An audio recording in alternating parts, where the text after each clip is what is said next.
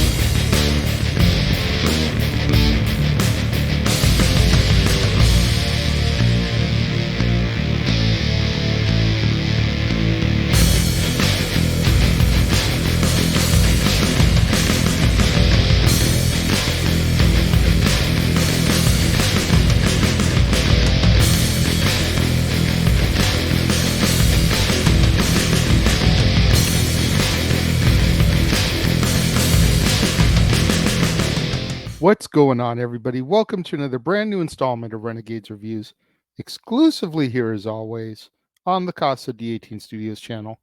I, of course, am your host, the Renegade JJ Williams, and today we're going to begin the first of 5 films in Wes Craven's other horror movie saga.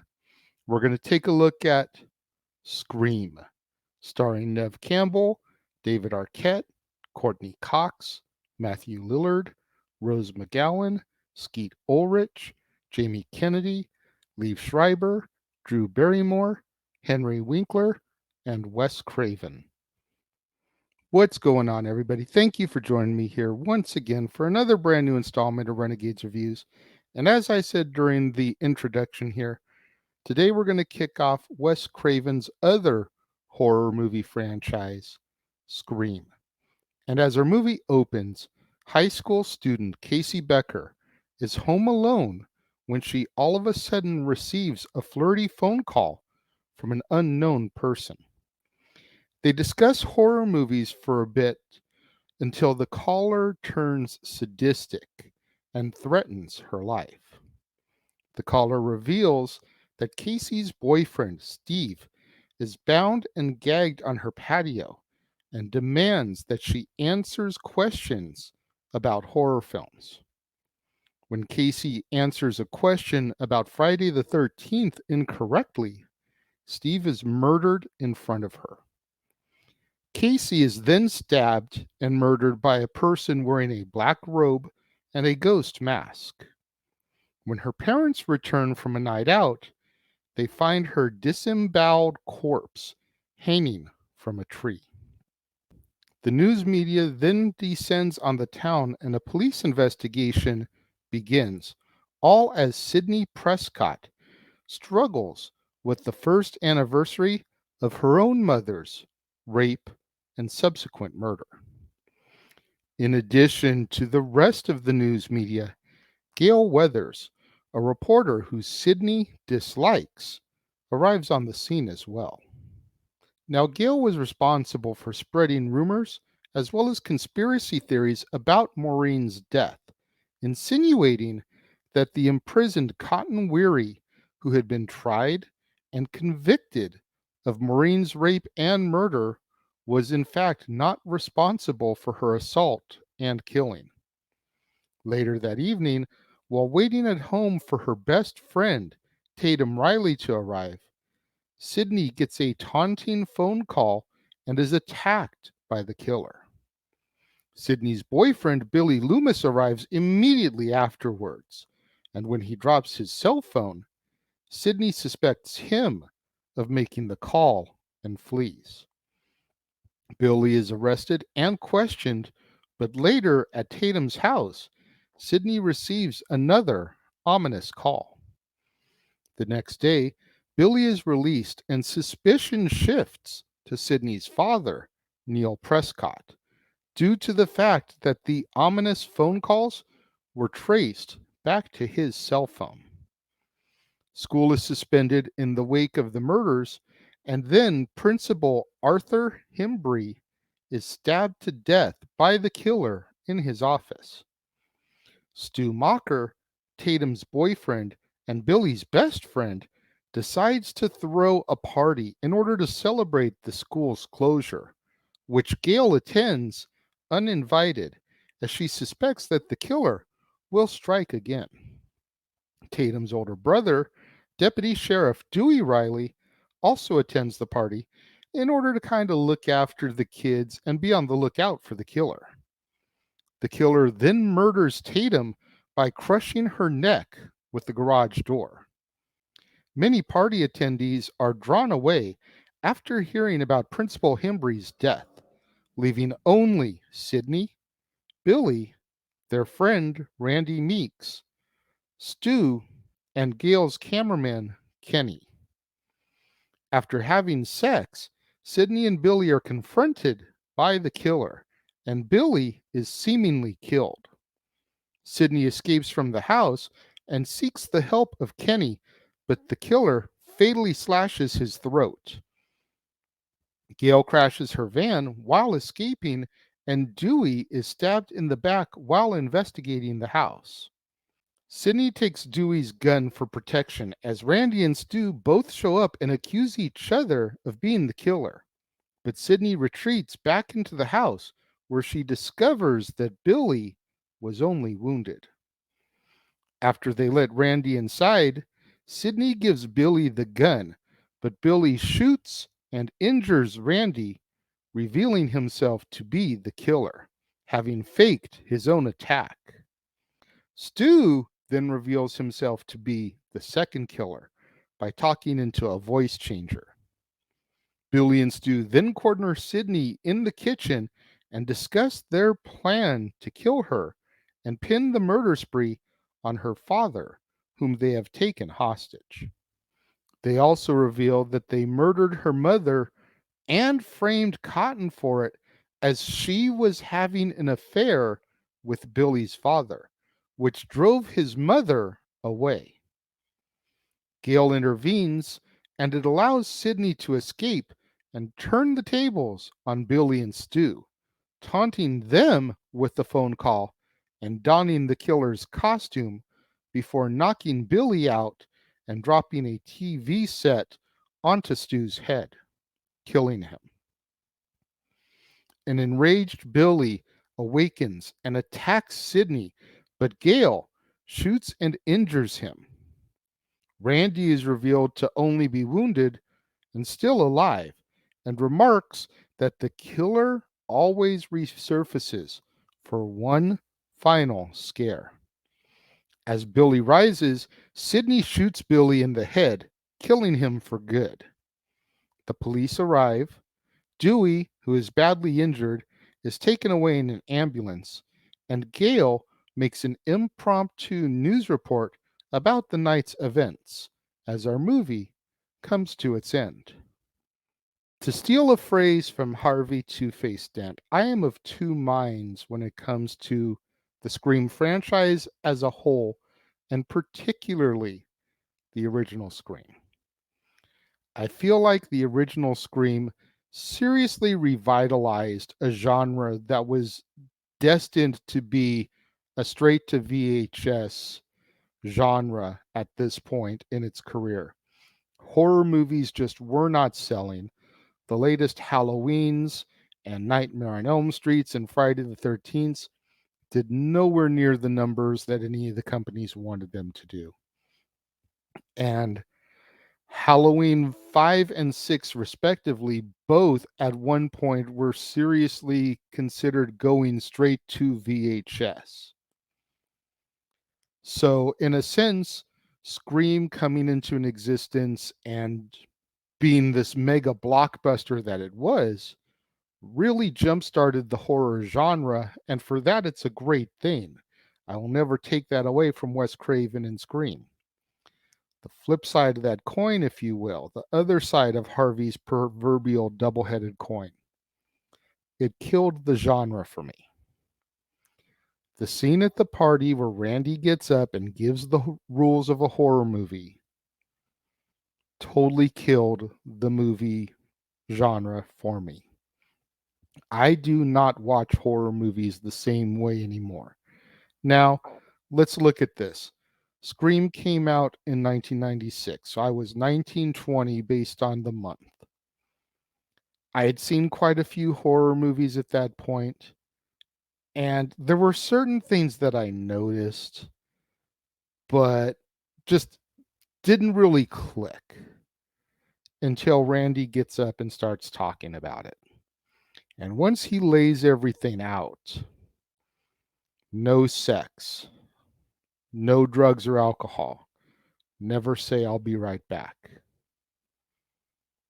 And then you go back and you start to watch other horror movies in the genre, and you see the formula laid out in front of you. You don't get scared anymore. And that's how Scream and the franchise, I feel, was a negative, at least in my personal experience, because I don't watch scary movies and get scared anymore. I watch them and I'm like, oh, these guys are doing drugs in the woods. Killer's gonna be coming any minute. Oh, they just finished having sex up in the bedroom. Killer's gonna be coming any minute. Oh, killer's chasing him, and the dumb blonde just ran upstairs instead of out the open front door. She's gonna die any minute. So in that aspect, it ruined the genre for me. And maybe it's just me. I'm curious to hear your guys' thoughts on that. So please sound off in the comments. If you're watching the premiere, leave your thoughts and comments over here. If you're watching on demand later in the day, leave your thoughts and comments down here. Did the Scream franchise kill the genre? Let's discuss. Overall, though, I enjoy the movie. Neve Campbell was awesome as our heroine. David Arquette, although goofy a little bit, was definitely lovable as Dewey. Courtney Cox, doing Friends at the same time that she's bouncing to this, did amazing as Gale Weathers. Matthew Lillard, I love Matthew Lillard. I cannot think of a bad Matthew Lillard movie. Skeet Ulrich, I think, did a great job. Especially, we joke about this all the time in my circle of friends about how Skeet Ulrich is basically your Wish version of Johnny Depp. And when you think about how the original Nightmare on Elm Street gave us Johnny Depp, and then Scream gives us Skeet Ulrich. And even if you look at the two of them, they definitely have a very similar look. I don't know. Maybe it's just me and my circle of friends. What do you guys think? Again, sound off in the comments. Over here if you're watching the premiere, down here if you're watching on demand. I enjoyed the Drew Barrymore cameo at the beginning because, I mean, all the promotional materials and even the poster had her featured like she is one of the main characters in the movie. And bam, she's dead in the first 5 minutes. That was just brilliant because everybody that was Drew Barrymore fans showed up in droves for this movie just to watch her die quickly. I thought that was awesome. Rose McGowan, seeing Henry Winkler as the principal, and even Wes Craven himself makes a cameo as the janitor, Fred, wearing a red and green striped sweater a la Freddy Krueger. Nice little touch, nice little meta moment of Craven portraying Krueger. When it comes to my rating for the original Scream movie, again, I love this movie despite what it did for me. And that's the only reason that I'm giving it 4.5 out of 5 stars instead of 5. If this movie had not basically killed the entire horror genre for me, it would be a 5-star film classic. Do you think I'm being too harsh by taking that half star off? Or do you understand and agree with me by taking that half star off? Again, let's discuss. If you're watching the premiere, leave your thoughts and comments over here. If you're watching on demand later in the day, leave your thoughts and comments down here. What's your rating of Scream? Let me know and let's discuss about it. And then, of course, make sure you guys tune in at the top of the hour, right here on the Casa D18 Studios channel, as it's time once again to open the doors to Stat Boys Sports Bar, featuring Dory Lou. The food is hot, the beer is ice cold, and the seats are warm, so pull up a bar stool and engage in conversation with other like-minded sports fans about the NFL, NHL, Major League Baseball playoffs, and so much more. Stat Boy Sports Bar featuring Dory Lou at the top of the next hour. And then tomorrow, back here on the Casa D18 Studios channel, it'll be time for another edition of Renegades Reviews, and we'll be taking a look at Scream 2, starring Neve Campbell, David Arquette, Courtney Cox, Jamie Kennedy, Liev Schreiber, Sarah Michelle Gellar, Laurie Metcalf, Jerry O'Connell, Timothy Oliphant, Rebecca Gayhart, Dwayne Martin, Jada Pinkett, Omar Epps, Joshua Jackson, Tori Spelling, Luke Wilson, and Heather Graham. You're not going to want to miss out on that right here on the Casa D18 Studios channel, right here on another brand new installment of Renegades Reviews, right here on Statboy Sports Bar. So much content this month. There's plenty here for you guys to dive into and enjoy. Thank you to all my fans and viewers who tuned in today and joined me. I greatly appreciate it. Make sure you smash that like button. Make sure you're subscribed. Make sure that notification bell is turned on. That way you're alerted anytime a video drops right here on the Casa D18 Studios channel. Anytime we go live right here on the channel, as will be the case with Statboy Sports Bar. Make sure that you share this video with your family, friends, loved ones, coworkers, movie fanatics, cinephiles, fans of the horror movie genre, fans of Scream, fans of Drew Barrymore and Neve Campbell and David Arquette and Courtney Cox and Jamie Kennedy and Matthew Lillard. Anybody that you can think of that would enjoy this video and this content, share it with them. It's the only way we're going to boost up my visibility in YouTube's algorithms so I can get monetized by the end of the year. Thank you once again to everybody who tuned in and joined me here today. It means more to me than you'll ever know. And I will see you guys next time.